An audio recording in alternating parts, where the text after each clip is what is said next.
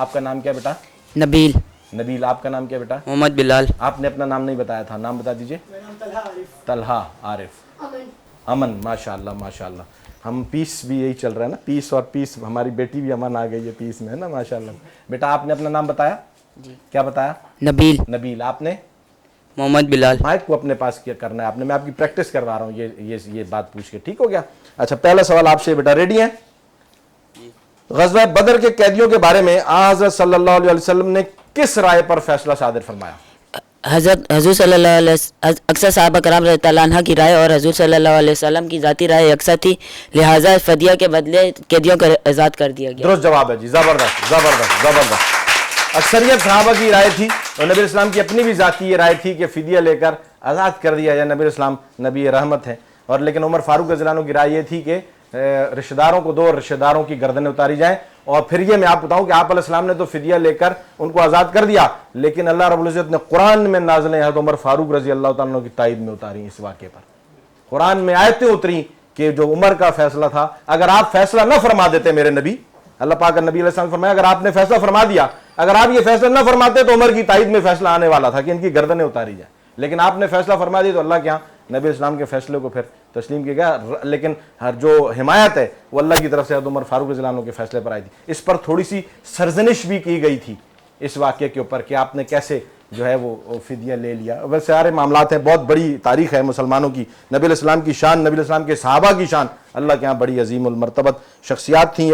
دوسرا سوال بیٹا آپ سے یہ ہے, حضرت علی رضی اللہ تعالیٰ عنہ کا خلیفہ اول خلیفہ بلا فصل حضرت ابوبکر صدیق رضی اللہ عنہ سے کیا رشتہ تھا؟ خلیفہ اول خلیفہ بلا فصل حضرت ابوبکر صدیق رضی اللہ تعالیٰ عنہ کی بیٹی حضرت عائشہ رضی اللہ عنہ حضرت علی رضی اللہ عنہ کی زوجہ حضرت فاطمہ رضی اللہ عنہ کی والدہ تھی. درست جواب ہے جی, زبردست زبردست. آپ نے بڑی زبردست رشتہ داری سے بتایا, انہوں نے بڑا زبردست ایکسپلین کر دیا, کتنی پیاری رشتہ داری بتائی انہوں نے کہ خلیفہ اول کی جو بیٹی ہیں عائشہ صدیقہ رضی اللہ تعالیٰ عنہ, وہ علی رضی اللہ عنہ کی بیوی زوجہ حضرت فاطمہ رضی اللہ تعالیٰ عنہ کی والدہ ہیں.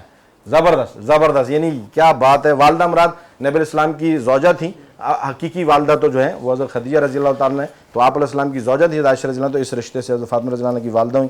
درست جواب, ان کی رشتہ داریاں آپ بتا رہے ہیں. تیسرا سوال آپ سے بیٹا ہے کہ علوم دینیہ کے علاوہ حضرت عائشہ رضی اللہ تعالیٰ عنہ کو کن علوم پر مہارت حاصل؟ علم الانصاب, شاعری, تاریخ, طب اور علم ادب. طب اور علم ادب, درست جواب ہے.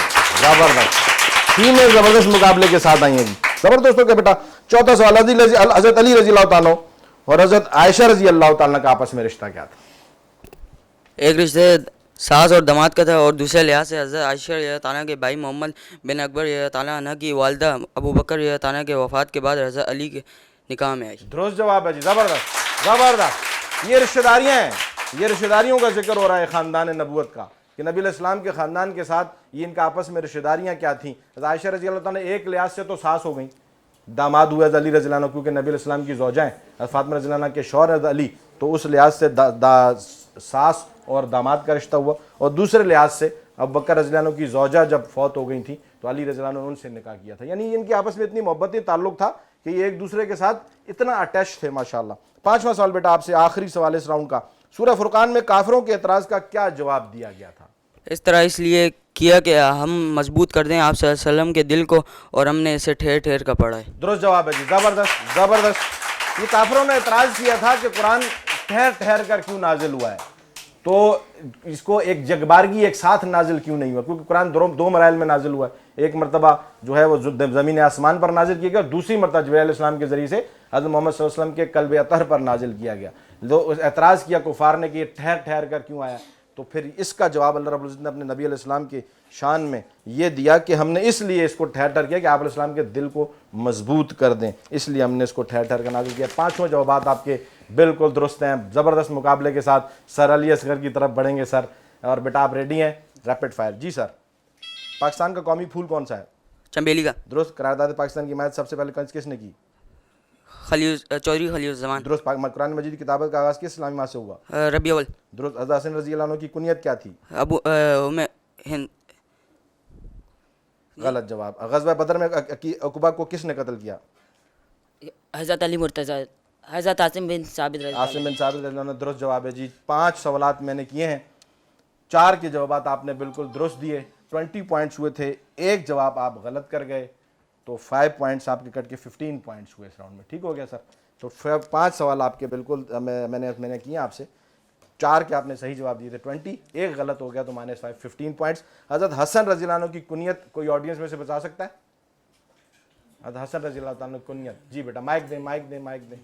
حضرت حسن رضی اللہ تعالیٰ عنہ کی کنیت ابو محمد. کیا بات ہے جی, زبردست.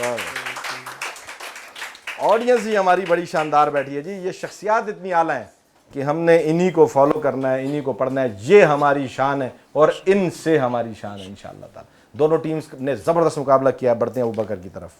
اور زبردست مقابلہ, وہ آگے کا مقابلہ دیکھنا مت بھولیے گا اور کہیں مت جائیے گا. ملتے ہیں ایک چھوٹے سے بریک کے بعد.